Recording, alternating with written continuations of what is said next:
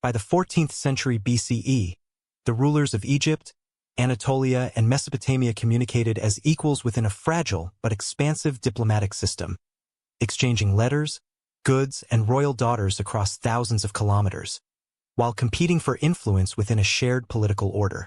Between approximately 1600 and 1250 BCE, the Eastern Mediterranean and Near East formed a network of interconnected states that modern historians often describe as one of the earliest international systems. This system linked major political entities including New Kingdom Egypt, the Hittite Empire in Anatolia, the Kassite Kingdom of Babylonia, the Mitanni state in northern Mesopotamia, and the Mycenaean polities of the Aegean. These powers did not exist in isolation. Rather, they operated within a framework of continuous diplomatic, economic, and cultural exchange that connected regions from the Nile Valley to the Aegean Sea. Records indicate that this system was formalized through diplomatic correspondence preserved in the Amarna archive, discovered at the site of Akhetaten in Egypt. Dating primarily to the reigns of Amenhotep III and Akhenaten in the 14th century BCE. These clay tablets document communication between rulers who referred to one another as brother, a term indicating parity among what were considered great kings. The letters discuss marriage alliances, gift exchanges, requests for military assistance, and disputes over territory or tribute. The language of these texts, written in Akkadian, the diplomatic lingua franca of the time, demonstrates the existence of a standardized system of international communication. The structure of this diplomatic network was reinforced through dynastic marriages. Egyptian pharaohs, for example, married daughters of foreign kings, while often refusing to send Egyptian princesses abroad, reflecting both participation in and asymmetry within the system. These marriages functioned as political instruments, intended to secure alliances and stabilize relations between competing powers. According to correspondence from the Amarna archive, disputes could arise when expected gifts or dowries were perceived as insufficient, indicating that diplomacy operated within clearly understood norms and expectations. Parallel to diplomatic exchange, long-distance trade networks connected resource zones across vast distances. Archaeologists uncovered evidence from sites such as Ugarit on the Syrian coast, which functioned as a major commercial hub linking inland regions with maritime trade routes. Textual records from Ugarit include inventories, trade agreements, and correspondence that document the movement of goods such as copper, timber, textiles, and luxury items. Cypriot copper, essential for bronze production, was transported across the Mediterranean, while tin, likely sourced from regions as distant as Central Asia or Anatolia, was equally critical for alloying. The dependence on bronze technology created a system in which access to raw materials was essential for both economic stability and military capability. Bronze weapons, tools, and armor required a consistent supply of copper and tin, and disruptions in either could affect entire production systems. Archaeological evidence from shipwrecks, such as the Ulubran wreck off the coast of Anatolia, reveals cargoes containing copper ingots, tin, glass, ivory, and other goods, illustrating the scale and diversity of maritime trade during this period. Palace economies played a central role in managing these resources. In major centers such as Hattusa, Mycenae, and Pylos, administrative records, often inscribed on clay tablets, indicate systems of centralized storage and redistribution. These economies were not market-based in the modern sense.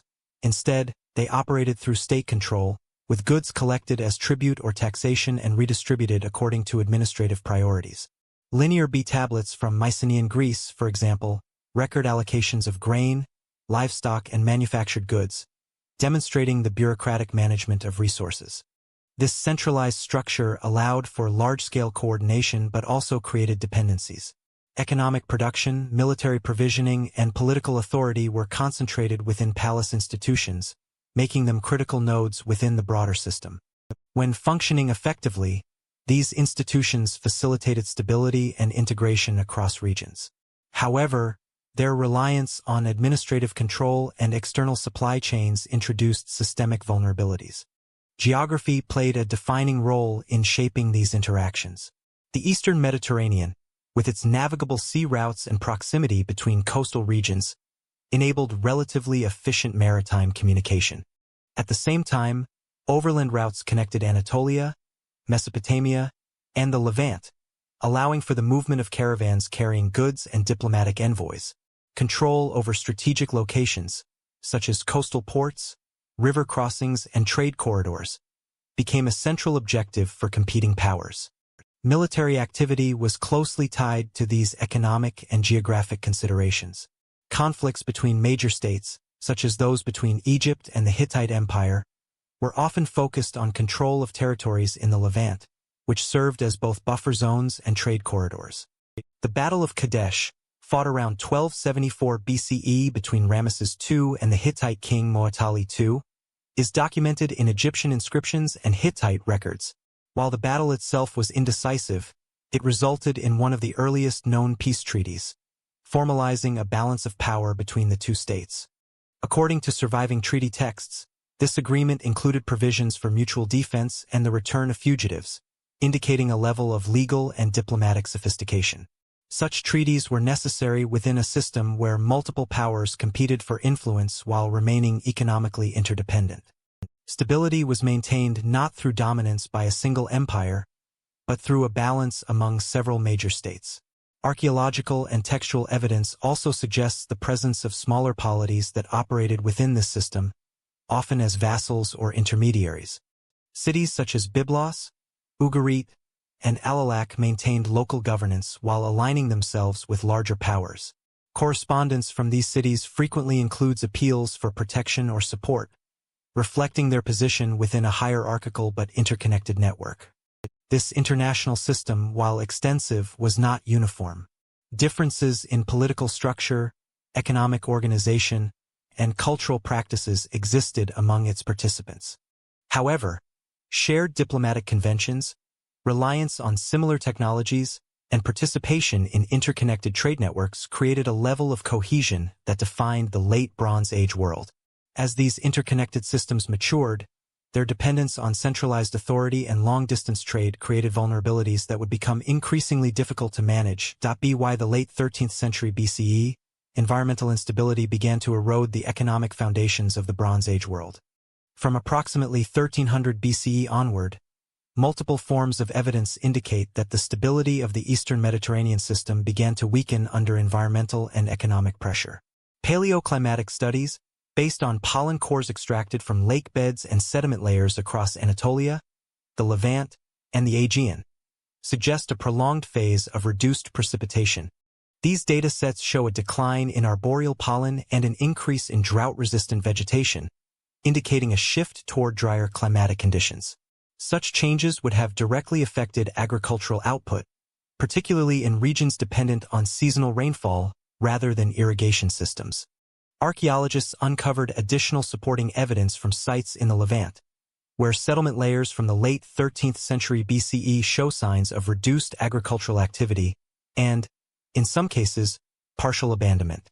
Storage facilities that once contained surplus grain appear diminished in capacity or usage. In agrarian economies where stability depended on predictable harvests, even a series of moderately poor seasons could produce cumulative strain. This was particularly significant in regions where population levels and administrative systems had expanded during earlier centuries of relative abundance. Textual sources from the Hittite Empire provide direct insight into these pressures. Surviving correspondence from the reigns of later Hittite kings includes repeated references to grain shortages and urgent appeals for food imports. In one letter, a Hittite ruler requests shipments of grain from Egypt, emphasizing the severity of local scarcity. Records indicate that such requests were not isolated incidents but part of a broader pattern of supply shortfalls affecting multiple regions.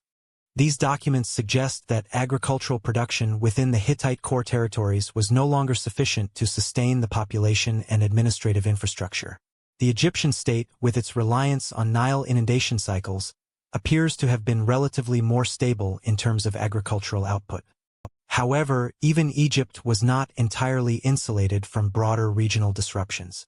Variability in Nile flood levels during this period, recorded indirectly through later textual and geological evidence, may have introduced additional uncertainty into food production. While Egypt remained a major exporter of grain, its capacity to supply other regions would have been influenced by internal conditions and external demand. Economic stress was further intensified by the structure of late Bronze Age palace economies. These systems relied on centralized control over production, storage, and distribution.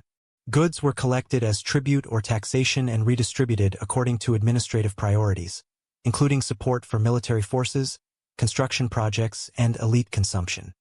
This model required a steady inflow of resources and a functioning bureaucratic apparatus capable of managing them.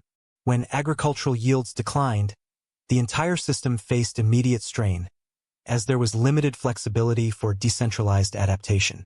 At the same time, the production of bronze, essential for tools, weapons, and infrastructure, depended on access to both copper and tin. While copper was relatively abundant in regions such as Cyprus, tin was far less accessible and had to be transported over long distances.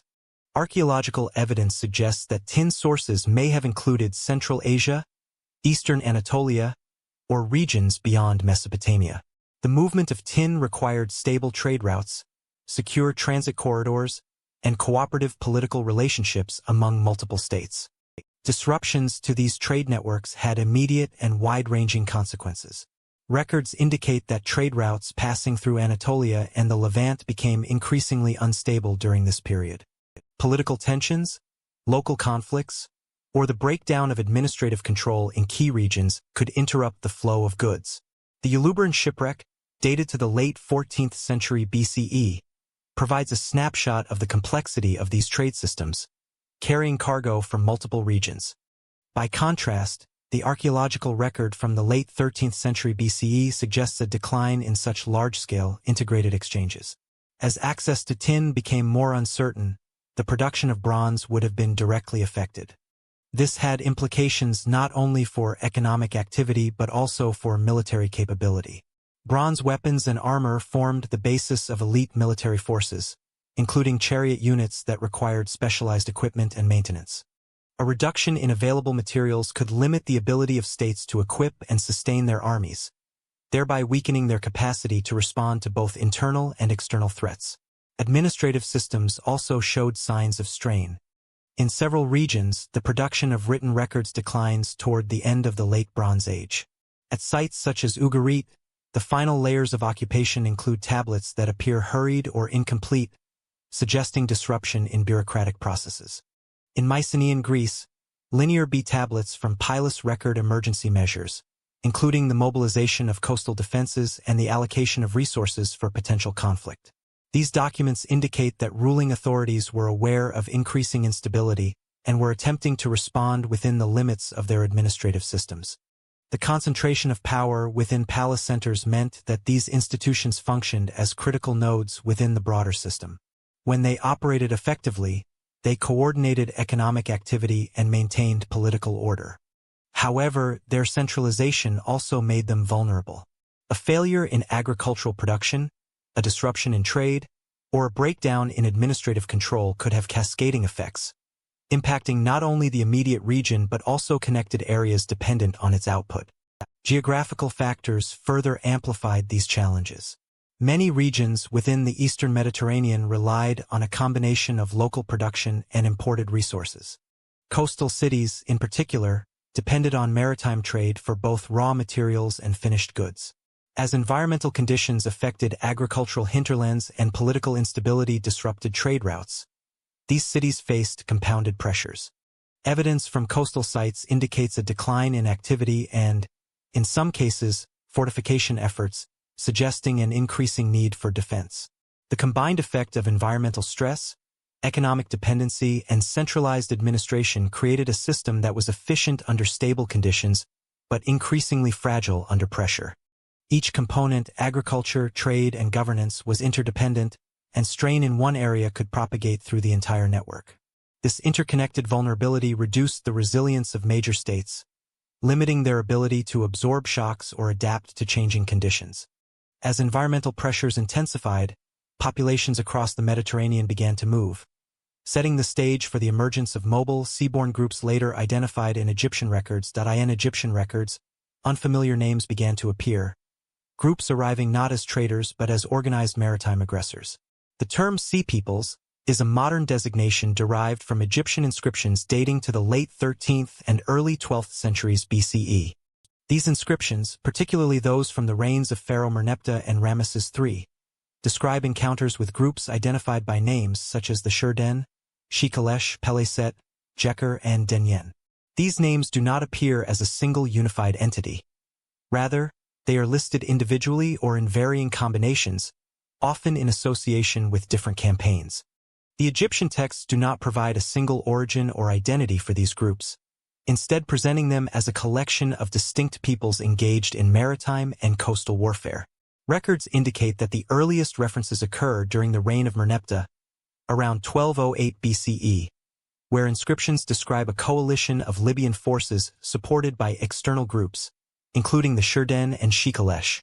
These groups are depicted as foreign warriors participating in coordinated military activity. Later inscriptions from the reign of Ramesses III, particularly those at Medinet Habu, provide more detailed descriptions, including depictions of ships, weaponry, and non-combatant populations traveling alongside the fighters. These visual and textual records suggest that some of these groups were not solely raiding forces but may have included migrating populations. The identities of these groups remain a subject of ongoing scholarly debate.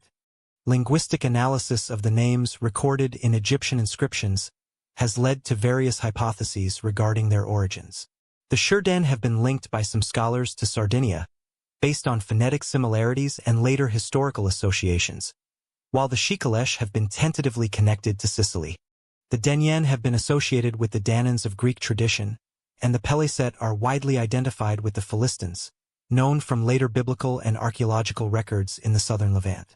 These identifications, however, are not universally accepted and remain provisional due to the limited and indirect nature of the evidence. Archaeologists uncovered material evidence in the Levant that provides additional context for these identifications. At sites such as Ashkelon, Ekron, and Ashdod, layers dating to the early 12th century BCE reveal the emergence of new cultural assemblages, including pottery styles distinct from earlier Canaanite traditions. One such example is Philistine bichrome ware, which exhibits decorative motifs and manufacturing techniques with parallels in the Aegean world. This suggests a degree of cultural transmission or population movement from the Aegean into the eastern Mediterranean coastal regions. In the Aegean itself, archaeological evidence indicates widespread disruption during the same period. Mycenaean palace centers such as Pylos and Mycenae show signs of destruction and abandonment, accompanied by a decline in the production of linear B administrative tablets. The collapse of these centers would have displaced populations and disrupted established political and economic structures. Some scholars propose that groups originating from these regions may have migrated eastward, contributing to the composition of the Sea Peoples. This interpretation aligns with the broader pattern of population movement observed across the Mediterranean at the end of the Late Bronze Age. Evidence from Anatolia also suggests instability that may have contributed to the movement of populations. The decline of the Hittite Empire and the fragmentation of its territories would have created conditions in which groups previously integrated into imperial systems became mobile. In such contexts, individuals or communities with access to maritime technology could organize into seaborne groups capable of both migration and raiding. The Eastern Mediterranean, with its extensive coastline and established seafaring traditions, provided the geographical framework for such activity. The composition of the Sea Peoples appears to have been heterogeneous. Rather than representing a single ethnic or political entity, these groups likely consisted of a mixture of displaced populations, mercenaries, and opportunistic raiders. Egyptian records refer to some of these groups serving as mercenaries within Egyptian forces prior to their appearance as adversaries. The Sherden, for example, are depicted in earlier Egyptian contexts as part of the pharaoh's military, suggesting that their relationship with established states could shift depending on circumstances. This variability in roles indicates that the distinction between migration, warfare, and employment within existing political systems was not fixed. Groups could transition from one role to another in response to changing conditions. As economic and political structures weakened across the Late Bronze Age world, opportunities for integration into established systems diminished, while incentives for independent or collective action increased. Maritime mobility provided a strategic advantage, allowing these groups to target coastal settlements, disrupt trade routes, and avoid direct confrontation with larger, land-based armies. The organization of these groups, as depicted in Egyptian reliefs, suggests a level of coordination beyond that of isolated raiding parties. Ships are shown in formation, and warriors are equipped with standardized weapons, including swords, spears, and distinctive shields. Some reliefs also depict ox-drawn carts carrying families and possessions, indicating that at least part of the movement involved relocation rather than temporary incursions. This combination of military capability and population movement supports the interpretation of the Sea Peoples as composite groups engaged in both migration and conflict. The broader context of their emergence is closely tied to the systemic instability of the Late Bronze Age. As environmental pressures reduced agricultural output and disrupted trade networks, the ability of centralized states to maintain control over peripheral regions declined. This created zones of reduced authority where mobile groups could operate with greater autonomy. Coastal regions, in particular, became areas of vulnerability, as they were both economically significant and difficult to defend against seaborne incursions. Textual evidence from Ugarit provides a contemporaneous perspective on these developments. Letters found in the final destruction layer of the city include urgent messages requesting military assistance and reporting the presence of enemy ships along the coast. These documents suggest that the appearance of maritime groups was perceived as an immediate and serious threat, particularly in regions dependent on trade and lacking strong defensive infrastructure. The emergence of the Sea Peoples, therefore, reflects a convergence of factors rather than a singular cause. Environmental stress, economic disruption, political fragmentation, and population displacement all contributed to the formation of these groups. Their activities were both a symptom and an accelerant of the broader collapse affecting the Late Bronze Age world. As these groups became increasingly active, their raids began to target critical nodes of the Late Bronze Age trade network. By 1200 BCE, entire coastal cities were being destroyed in rapid succession, leaving behind layers of ash and abandoned trade networks. Around the beginning of the 12th century BCE, the archaeological record across the eastern Mediterranean reveals a pattern of widespread destruction concentrated in coastal and trade-oriented urban centers. Sites such as Ugarit on the Syrian coast, Alalak in the Amuk Valley, and Nkomi on Cyprus exhibit clear evidence of violent destruction layers dating to approximately this period. These layers typically include burned architectural remains, collapsed structures, and abrupt cessation of administrative activity, indicating sudden and disruptive events rather than gradual decline. At Ugarit, one of the most extensively documented cases, archaeologists uncovered a series of clay tablets in the final occupation levels that provide direct insight into the city's final days. These tablets include correspondence between the king of Ugarit and regional allies, reporting the presence of hostile ships along the coast and requesting urgent military assistance. One letter indicates that the city's forces had been deployed elsewhere, leaving it vulnerable to attack. The absence of a coordinated defense suggests that the assault occurred rapidly, before reinforcements could be organized or recalled. The destruction of Ugarit is particularly significant due to its role as a major commercial hub within the Late Bronze Age system. The city facilitated trade between inland regions of Syria and Mesopotamia and maritime routes across the Mediterranean. Records indicate that Ugarit maintained diplomatic and economic ties with multiple major powers, including the Hittite Empire and Egypt. Its archives contain contracts, shipping records, and diplomatic correspondence, reflecting its central position within international trade networks. The sudden loss of such a node would have disrupted not only local economies but also the broader system dependent on its operations. Similar patterns are observed at other coastal sites. At Nkomi, located on Cyprus, archaeological evidence shows destruction followed by partial reoccupation, suggesting both disruption and continuity. Cyprus was a primary source of copper, and its ports were essential for the export of this resource. The destruction of urban centers on the island would have had immediate consequences for the supply of copper, a critical component of bronze production. Without reliable access to Cypriot copper, production systems across the Mediterranean would have faced significant constraints. Alalak, situated inland but connected to coastal routes, also shows evidence of destruction during this period. Excavations reveal burned buildings and a decline in administrative activity consistent with broader regional instability. While the exact causes of destruction at each site may vary, the chronological clustering of these events suggests a pattern of widespread disruption affecting interconnected regions. The simultaneity of these destruction layers has led scholars to consider whether these events were the result of coordinated attacks or a cascading sequence of instability.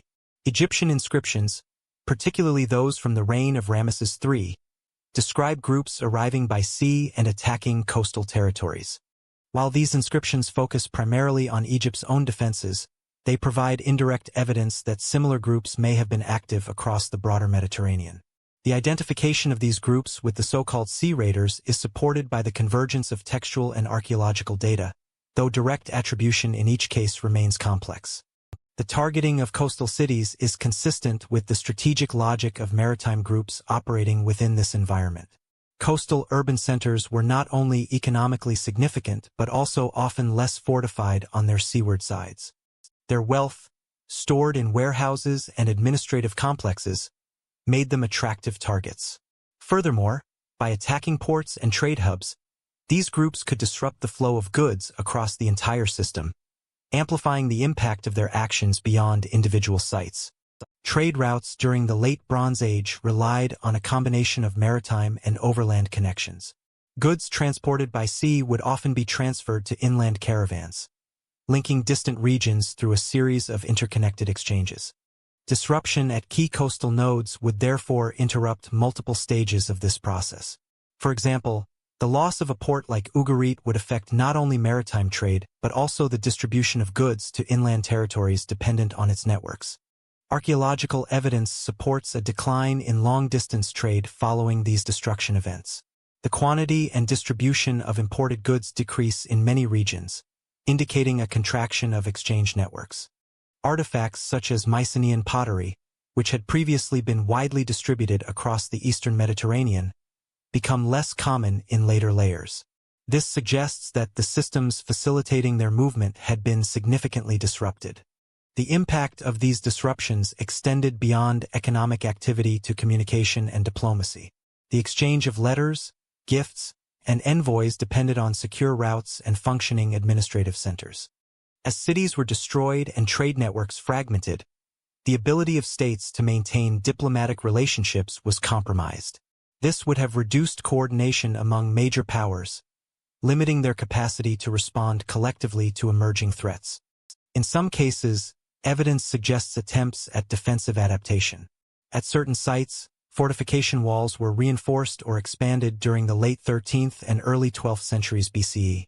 However, these measures appear to have been insufficient to prevent destruction. The speed and scale of attacks, combined with existing internal pressures, likely overwhelmed local defenses. In regions where central authority had already weakened, the capacity to organize effective resistance would have been further reduced. It is important to note that not all destruction during this period can be attributed solely to maritime raiders. Internal conflict, rebellion, and accidental fires may also have contributed to the archaeological record. However, the pattern of coastal destruction, combined with textual references to seaborne attackers, indicates that maritime groups played a significant role in destabilizing key economic centers. The cumulative effect of these attacks was the breakdown of critical infrastructure supporting the Late Bronze Age system.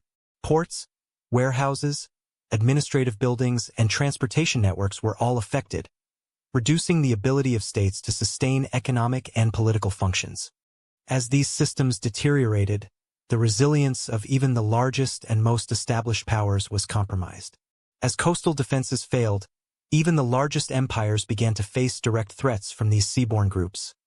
Egyptian temple walls record one of the earliest known naval battles in history, fought against an enemy arriving from the sea. The most detailed contemporary accounts of the sea raiders are preserved in Egyptian inscriptions dating to the late 13th and early 12th centuries BCE. These records, carved into temple walls and monumental stelae, provide descriptions of military encounters between Egyptian forces and coalitions of foreign groups. While these inscriptions are shaped by royal ideology and intended to emphasize the power of the pharaoh, they remain critical sources for reconstructing the scale and nature of these confrontations. The earliest of these accounts appears in the inscriptions of Pharaoh Merneptah, who ruled Egypt from approximately 1213 to 1203 BCE. The Merneptah stele, dated to around 1208 BCE, records a campaign against a coalition of Libyan forces supported by external groups identified as the Sherden, Shikalesh, Ekwesh, and Teresh. According to the inscription, these groups had allied with Libyan leaders in an attempt to penetrate the western borders of Egypt. The text describes the coalition as a significant military force, composed of both land-based troops and contingents with maritime origins. Records indicate that Merneptah's forces engaged and defeated this coalition, capturing prisoners and seizing equipment. The inscription lists casualties and emphasizes the destruction of the enemy, presenting the victory as decisive. However, the structure of the text follows established conventions of Egyptian royal inscriptions, which often exaggerate the scale of victory and the completeness of enemy defeat. Despite this, the presence of named groups associated with maritime activity provides early evidence of organized external forces operating beyond the traditional boundaries of the Egyptian state. The involvement of these groups in a Libyan-led campaign suggests that they were not acting independently at this stage but were integrated into broader military coalitions. This indicates a degree of mobility and adaptability, as well as the ability to coordinate with other political entities. The use of foreign warriors in such campaigns also reflects the complex relationships between established states and mobile groups during this period, where alliances could shift based on opportunity and necessity. Approximately 3 decades later, more detailed accounts appear during the reign of Ramesses III, who ruled from around 1186 to 1155 BCE. The inscriptions at his mortuary temple at Medinet Habu provide extensive descriptions and visual depictions of a large-scale confrontation with groups identified as the Sea Peoples. These inscriptions describe an invasion that involved both land and sea forces, targeting the eastern borders of Egypt and the Nile Delta. According to the Medinet Habu inscriptions, the invading groups included the Peleset, Jeker, Shikalesh, Denyen, and Weshish.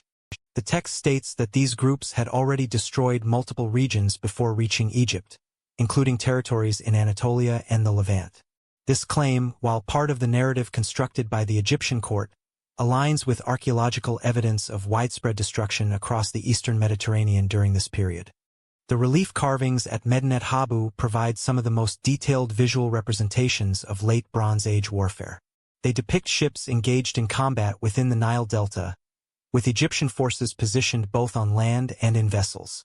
The ships of the invading groups are shown carrying warriors equipped with swords, spears, and distinctive round shields, as well as non-combatants, including women and children, transported in ox-drawn carts.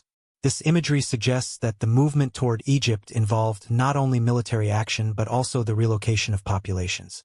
The depiction of a naval engagement is particularly significant. Egyptian forces appear to have used a defensive strategy, positioning archers along the banks of the Nile and within their own ships to target enemy vessels as they entered confined waterways. This would have limited the maneuverability of the attackers and allowed Egyptian forces to concentrate their firepower. The scenes show enemy ships capsizing or being boarded, indicating close-quarters combat following initial ranged attacks. Textual descriptions accompanying these reliefs claim that Ramesses III achieved a decisive victory, stating that the invading forces were annihilated, and their survivors either killed or settled within Egyptian territory. Records indicate that some groups, particularly the Peleset, were resettled in regions of southern Canaan under Egyptian control. This practice of resettlement aligns with broader Egyptian strategies of managing foreign populations by integrating them into the state as laborers, soldiers, or subjects. The inscriptions also emphasize the role of preparation and strategy in Egypt's defense. Ramesses III is portrayed as anticipating the invasion and organizing both land and naval forces in advance. While this portrayal serves to enhance the image of the pharaoh as a capable and divinely supported ruler, it may reflect a degree of actual military planning in response to known threats. The earlier encounters recorded under Merneptah suggest that Egyptian authorities were already aware of these groups and their potential for coordinated action. Despite the detailed nature of these inscriptions, their interpretation requires careful consideration. Egyptian royal texts are inherently propagandistic, designed to reinforce the legitimacy and power of the ruler. Claims of total victory and complete destruction of the enemy are common features of such inscriptions and may not reflect the full complexity of the events described. Archaeological evidence from regions outside Egypt indicates that some of the groups mentioned in these texts continued to exist and establish settlements after these confrontations. Nevertheless, the Egyptian records provide critical information about the organization, scale, and composition of the sea raiders. The identification of multiple named groups, the depiction of coordinated land and sea operations, and the inclusion of migrating populations all point to a phenomenon that extended beyond isolated raids. These groups were capable of organizing large-scale movements, engaging in complex military actions, and interacting with established states in multiple ways. The encounters between Egypt and these groups also highlight the relative resilience of the Egyptian state. Unlike many contemporary powers, Egypt maintained sufficient administrative and military capacity to organize a coordinated defense. Its geographic position, with natural barriers such as deserts and the Nile, provided additional advantages in controlling access points. However, this resilience was not absolute, and the need for large-scale defensive measures indicates the severity of the threat. Despite Egypt's survival, other major powers were less resilient in the face of sustained disruption. Within a single century, some of the most powerful kingdoms of the Bronze Age ceased to exist. The early 12th century BCE marks one of the most significant periods of political disintegration in the ancient world, during which several major Bronze Age states collapsed or underwent irreversible fragmentation. Among the most consequential of these was the Hittite Empire, centered in Anatolia, and the Mycenaean palace systems of the Aegean. Archaeological and textual evidence from both regions indicates a rapid breakdown of centralized authority, administrative systems, and long-distance coordination that had previously defined the late Bronze Age international order. In Anatolia, the Hittite capital of Hattusa shows clear signs of destruction and abandonment during this period. Excavations at the site reveal burned layers, collapsed fortifications, and a sudden cessation of administrative activity. The royal archives, written in cuneiform on clay tablets, cease abruptly, indicating the collapse of bureaucratic record-keeping. These archives had previously documented taxation, military campaigns, diplomatic correspondence, and internal governance. Their disappearance marks the end of centralized administrative continuity. Records indicate that the final phases of the Hittite Empire were characterized by increasing fragmentation. Regional centers such as Tarhuntassa and Carchemish appear to have operated with greater autonomy, suggesting that imperial control had already weakened prior to the final destruction of the capital. Correspondence from earlier periods shows requests for grain and military assistance, reflecting systemic stress similar to that observed in other parts of the late Bronze Age world. The collapse of central authority likely resulted from a combination of internal political instability, economic disruption, and external pressures on trade and security networks. Archaeological evidence also suggests that Hattusa may not have been destroyed in a single catastrophic event alone, but rather experienced a combination of abandonment and localized destruction. The absence of clear evidence for long-term reoccupation implies that the site was not rebuilt as an administrative center, indicating a permanent shift in political organization within the region. Following the collapse, Anatolia fragmented into smaller Neo-Hittite states, which maintained some cultural continuity but lacked the centralized structure of the earlier empire. In the Aegean, a parallel process of collapse affected the Mycenaean palace system. Major centers such as Pylos, Mycenae, Tiryns, and Thebes show widespread evidence of destruction and decline. Archaeological layers from these sites include burned structures, collapsed megaron complexes, and abrupt discontinuities in occupation. The Linear B administrative system, which had been used to record economic transactions and resource distribution, disappears entirely after this period, indicating the end of palace-based bureaucratic governance. At Pylos, one of the most well-documented Mycenaean centers, clay tablets recovered from the final destruction layer provide direct evidence of crisis management. These texts reference defensive preparations and the mobilization of coastal watchers, suggesting awareness of potential seaborne threats. Some tablets record the allocation of resources and personnel in anticipation of attack, indicating that the administrative system was actively responding to perceived danger in its final phase. The sudden destruction of the site shortly after these preparations suggests that defensive measures were ultimately insufficient. The causes of Mycenaean collapse remain a subject of scholarly debate, with multiple contributing factors identified in the archaeological record. Evidence suggests that internal instability, including possible social unrest or redistribution failures within palace economies, may have weakened these systems. The centralized nature of Mycenaean administration meant that economic disruption could have immediate political consequences. When palace centers failed, there was limited capacity for regional continuity within the existing administrative framework. Environmental stress also likely played a role in destabilizing agricultural production. Reduced rainfall and variability in climatic conditions, as indicated by paleoclimatic data, would have affected crop yields across mainland Greece and the wider Aegean region. Given the dependence of palace economies on agricultural surplus, such fluctuations could have undermined their ability to sustain administrative and military functions. External pressures further compounded these internal vulnerabilities. Archaeological and textual correlations suggest that maritime groups, often associated with the Sea Peoples, may have contributed to the destabilization of coastal settlements and trade routes. While direct attribution of destruction events to specific groups remains complex, the broader pattern of disruption across coastal and inland sites indicates a period of sustained insecurity. The combination of maritime incursions and internal weakening created conditions in which centralized authority could not be maintained. The collapse of these major powers had profound systemic consequences. The Hittite Empire had functioned as a central stabilizing force in Anatolia and northern Syria, mediating trade and diplomatic relations between multiple regions. Similarly, the Mycenaean palace system played a key role in Aegean economic coordination and maritime exchange. Their disappearance removed critical nodes from the late Bronze Age international system, accelerating its fragmentation. Without centralized states to maintain long-distance trade and diplomatic communication, regional systems became increasingly isolated. The flow of goods such as tin, copper, and luxury items declined significantly, and administrative coordination between regions ceased. Archaeological evidence from subsequent layers indicates a reduction in imported materials and a shift toward localized production systems. The fragmentation of political authority also led to changes in settlement patterns. Larger urban centers declined in importance, while smaller, more dispersed communities became more common.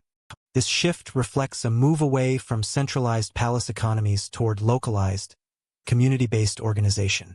In some regions, continuity can be observed, but it is often in altered or reduced forms compared to the preceding period.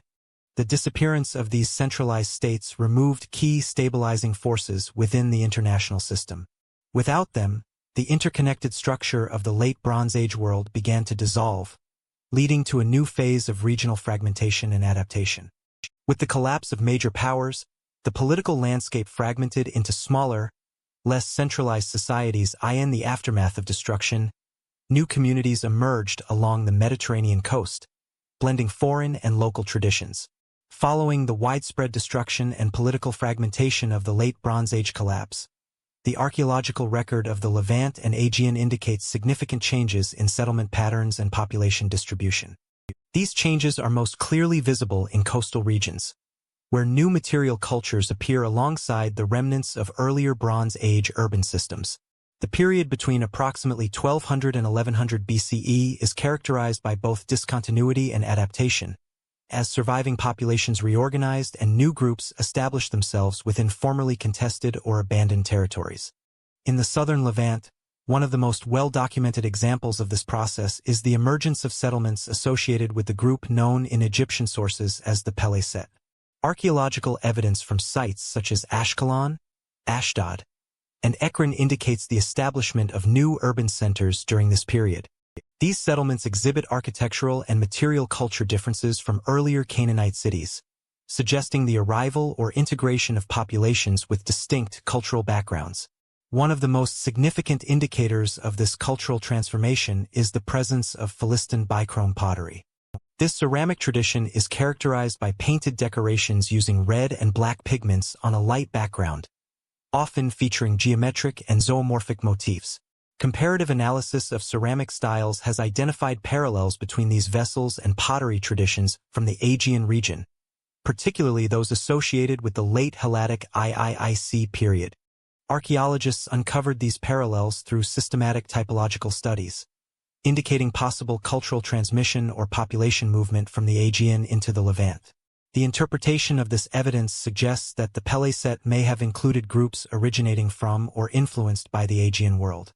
However, the archaeological record does not support a simple model of mass migration replacing existing populations.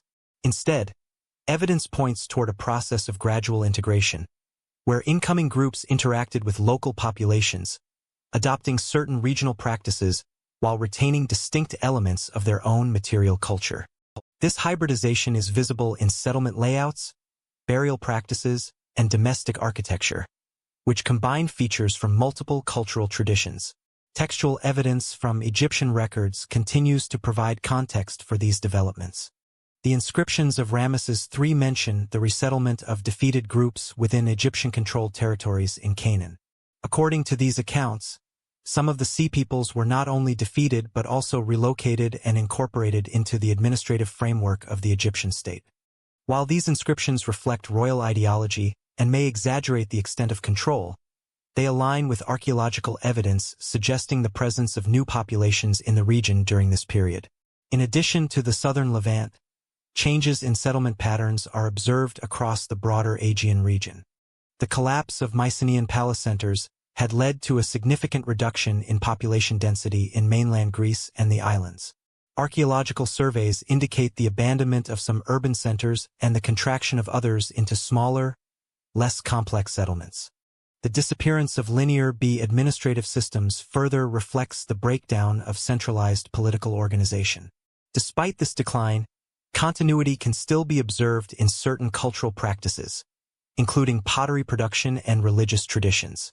However, these practices are often localized and less standardized than in the preceding palace period. This suggests a shift from centralized coordination to regional autonomy, with communities adapting independently to new political and economic conditions. Evidence from settlement patterns indicates that some populations may have relocated from mainland Greece and the Aegean islands toward coastal regions of Anatolia and the eastern Mediterranean. While the scale and direction of these movements remain debated, the archaeological record shows increased cultural interaction between regions during this period. The distribution of certain ceramic styles and architectural features supports the idea of mobility and exchange across the Mediterranean basin. The establishment of new settlements in the Levant, particularly those associated with the Philistines, demonstrates how incoming groups adapted to local environmental and political conditions. These settlements were often located in strategically important coastal areas, suggesting continued reliance on maritime trade and communication. The construction of fortified urban centers indicates an awareness of regional instability and the need for defensive organization. Economic systems during this period also reflect adaptation to changing circumstances. The decline of long-distance trade networks led to a greater emphasis on local production and resource management. Imported goods become less frequent in the archaeological record, while locally produced materials dominate assemblages. This shift indicates a restructuring of economic systems away from the interconnected Late Bronze Age model toward more localized and regionally self-sufficient economies. Religious and cultural practices within these new settlements also show signs of adaptation. While some continuity with earlier traditions can be identified, there is also evidence of new ritual forms and material expressions. This reflects the integration of diverse cultural influences within emerging communities. Over time, these practices contributed to the development of distinct regional identities in the post-collapse Mediterranean world. The movement and settlement of populations during this period were not uniform or centrally directed. Instead, they appear to have been shaped by a combination of displacement, migration, and local adaptation. Environmental pressures, political instability, and the collapse of centralized states all contributed to increased mobility across the region. In this context, identity was often fluid, shaped by changing social and economic conditions rather than fixed ethnic or political categories. The archaeological record from this period therefore reflects a complex process of transformation. Rather than a single migration event, the evidence suggests multiple overlapping movements and adaptations across different regions.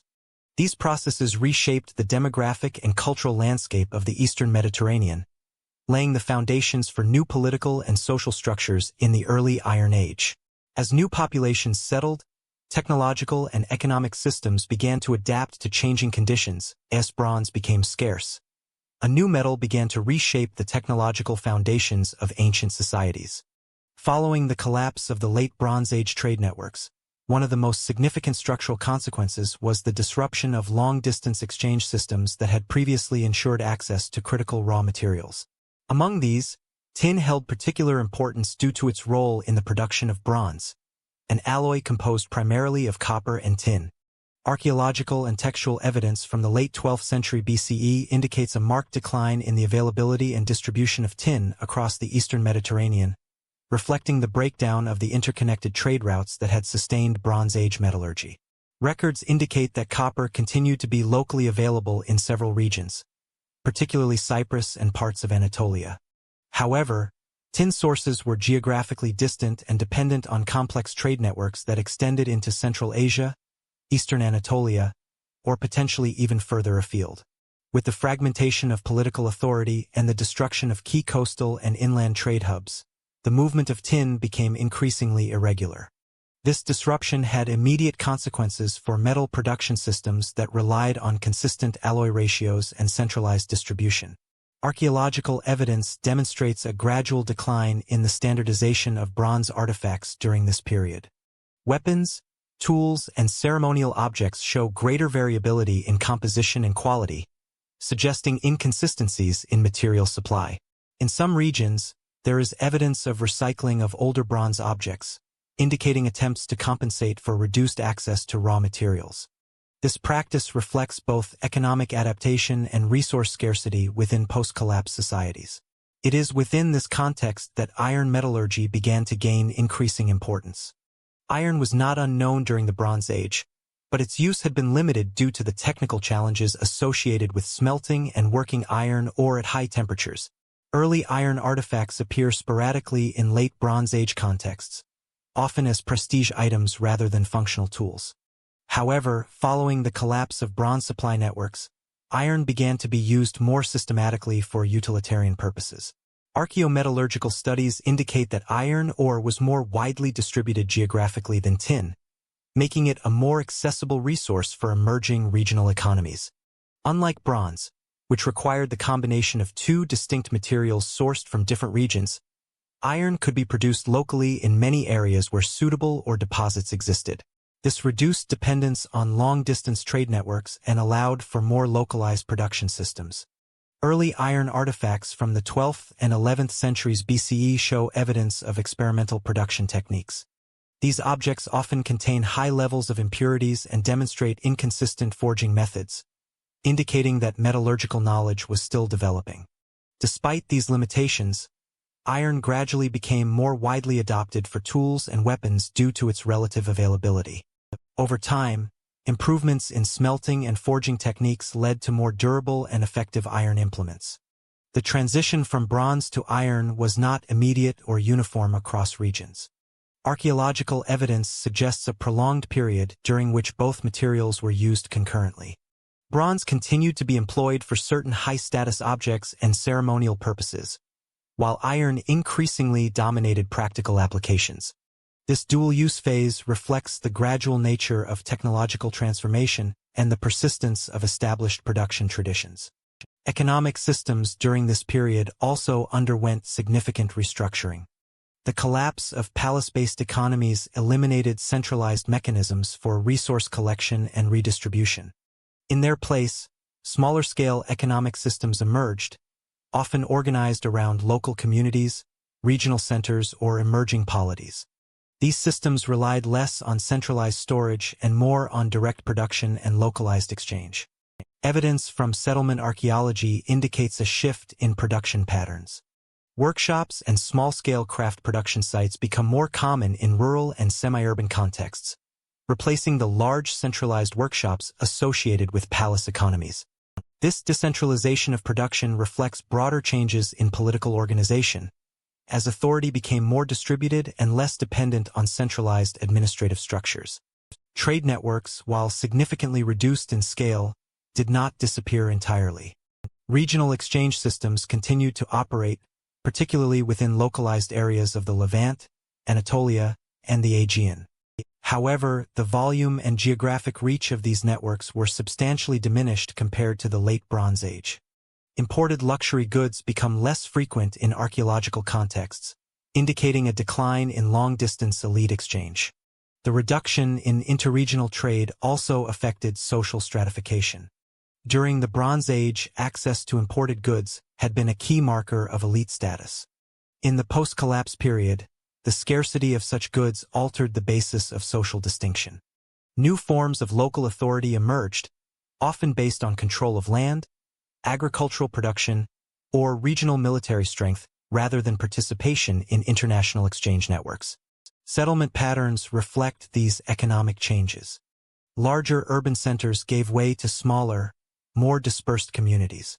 These settlements were often located in defensible positions or in agriculturally productive areas, suggesting a focus on local sustainability and security.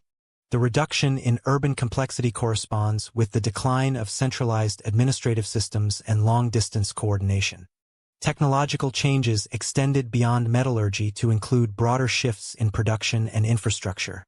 The decline of large-scale construction projects, such as palatial complexes and monumental architecture, reflects reduced centralized labor mobilization. Instead, building activity became more modest in scale, reflecting the capabilities of smaller political and social units. Despite these disruptions, the period also demonstrates significant adaptation and innovation. The adoption of iron metallurgy, the restructuring of economic systems, and the emergence of localized political entities all represent responses to the constraints imposed by the collapse of Bronze Age systems. Rather than a simple regression, this period reflects a transformation in the underlying structure of ancient economies and technologies. These transformations set the stage for the emergence of new political powers in the centuries that followed. Out of the collapse, new states emerged, smaller, more flexible, and adapted to a changed world. By the early first millennium BCE, the political landscape of the Eastern Mediterranean and Near East had undergone a fundamental restructuring following the fragmentation of late Bronze Age imperial systems. The centralized palace economies and international diplomatic order that had previously linked Egypt, Anatolia, Mesopotamia, and the Aegean were no longer operational in their former form. In their place, a series of smaller, regionally focused political entities emerged, reflecting a shift toward decentralization and localized governance. In Anatolia and northern Syria, one of the most significant developments was the rise of the so-called Neo-Hittite states. These polities, such as Carchemish, Milid, and Carchemish, maintained cultural and linguistic continuity with the earlier Hittite Empire but operated independently as city kingdoms rather than components of a unified imperial structure.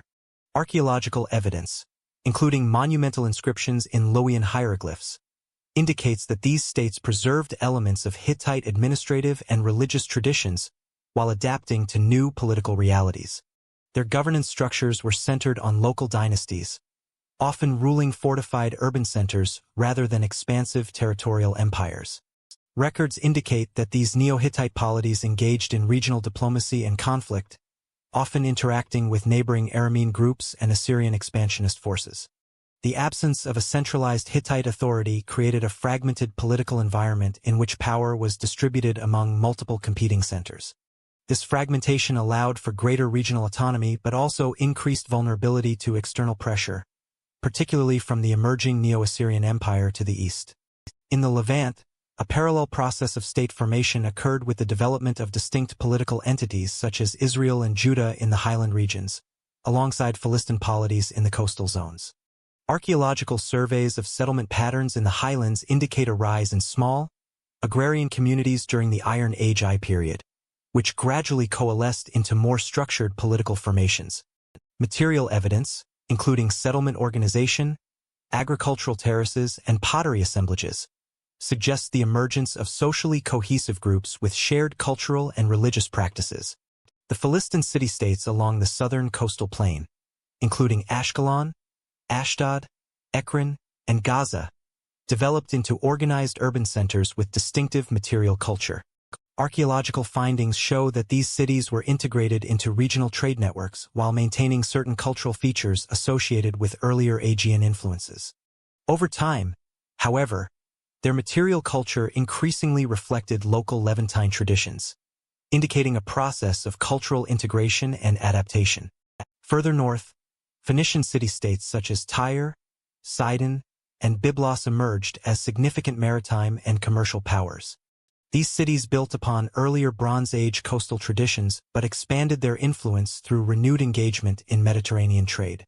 Records indicate that Phoenician merchants developed extensive maritime networks that connected the Levant with Cyprus, North Africa, and eventually the central Mediterranean.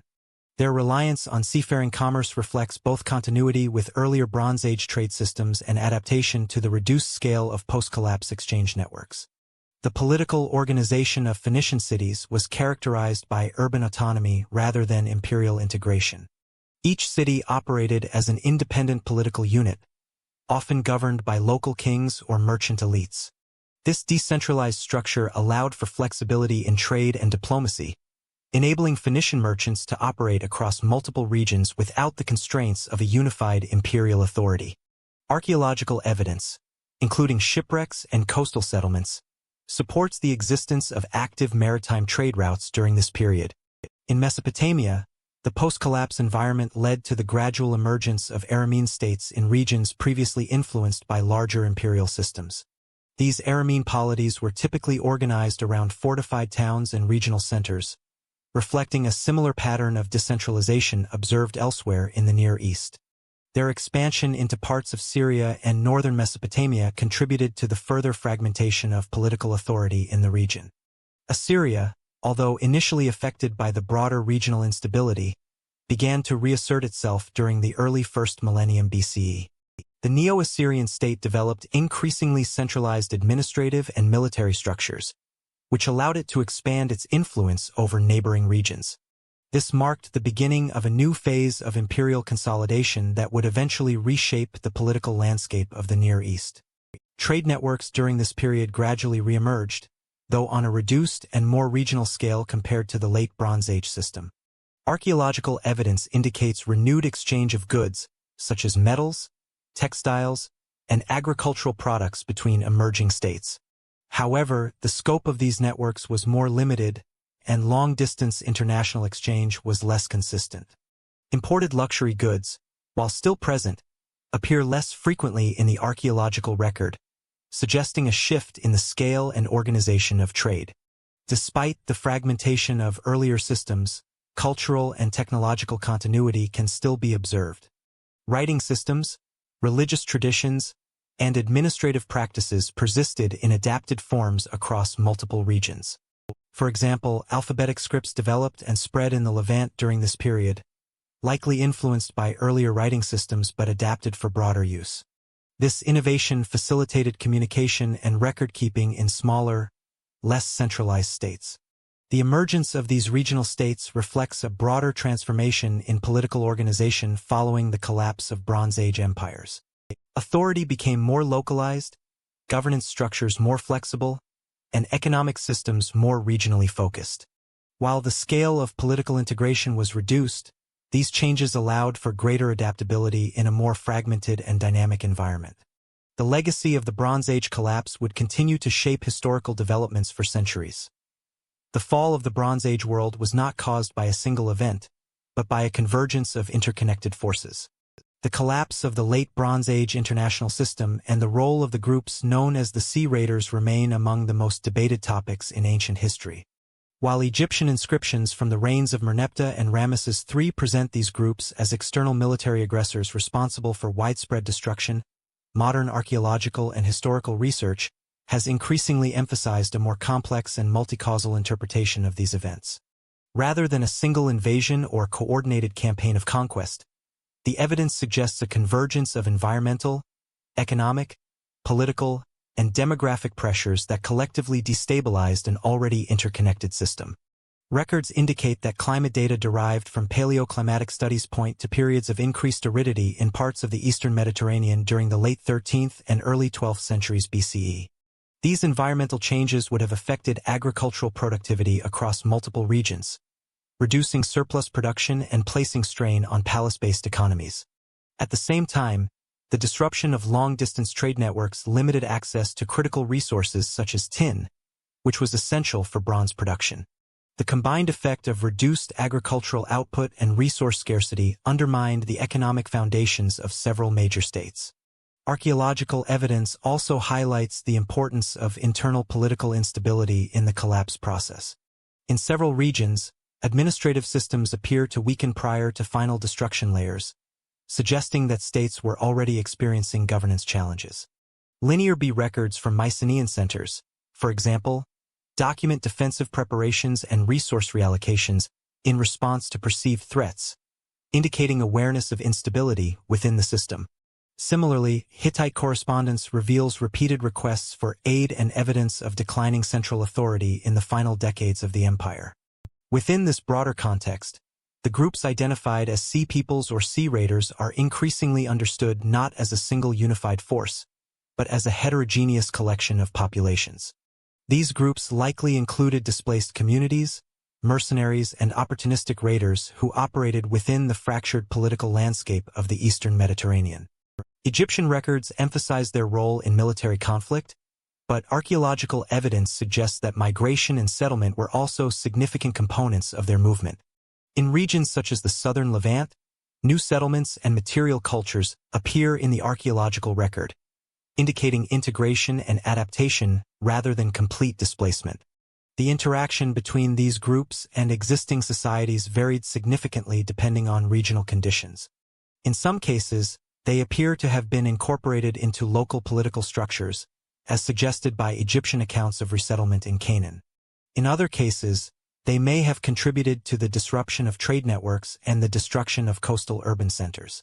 The variability of outcomes reflects the fragmented nature of the period, in which centralized authority was increasingly absent and local conditions played a decisive role in shaping events. The collapse of the Bronze Age system marked the end of one of the earliest known international networks of political and economic interaction. This system had been characterized by formalized diplomacy between great kings, extensive long-distance trade routes, and centralized palace economies. Its breakdown resulted in the fragmentation of this interconnected structure into smaller, regionally focused political entities. Communication between distant regions declined, and the flow of goods and information became more localized. However, the collapse did not result in uniform decline. Archaeological evidence indicates that this period also facilitated significant cultural and technological transformation. The transition from bronze to iron metallurgy, for example, represents a major technological shift that reshaped production systems and economic organization. Iron, being more widely available than tin, allowed for more localized metal production and reduced dependence on long-distance trade networks. Over time, this contributed to the development of new economic structures based on regional resource availability. Political organization also underwent significant transformation. The centralized palace systems of the Bronze Age were replaced by smaller, more flexible political units. These emerging states, including Neo-Hittite polities, Phoenician city-states, and early Levantine kingdoms, operated within a decentralized framework that emphasized regional autonomy. While less integrated than their predecessors, these states demonstrated adaptability to the post-collapse environment and developed new forms of governance suited to their circumstances. Cultural continuity remained evident across many regions despite political fragmentation. Writing systems, religious practices, and artistic traditions persisted in adapted forms. In particular, the development and spread of alphabetic writing in the Levant represents a significant innovation that facilitated communication in smaller-scale societies. This adaptation reflects broader trends toward simplification and accessibility in administrative and cultural systems following the collapse of more complex bureaucratic structures. The long-term impact of the Bronze Age collapse extended beyond immediate regional changes. It reshaped the trajectory of ancient Mediterranean and Near Eastern history by creating the conditions for the emergence of Iron Age civilizations. States such as Assyria, Phoenicia, Israel, and others developed within this new environment, eventually forming the foundation for later classical civilizations. These societies inherited both the legacy of Bronze Age systems and the adaptive structures developed in their aftermath. Modern interpretations of the Bronze Age collapse emphasize its systemic nature.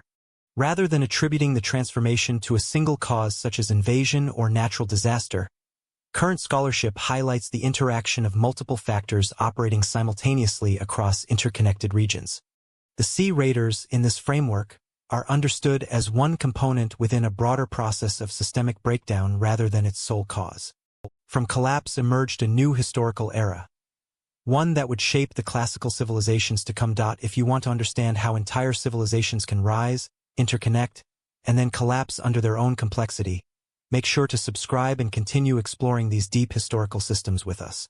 New documentaries will continue to trace the forces that shaped the ancient world, from the first empires to the foundations of the Iron Age civilizations that followed.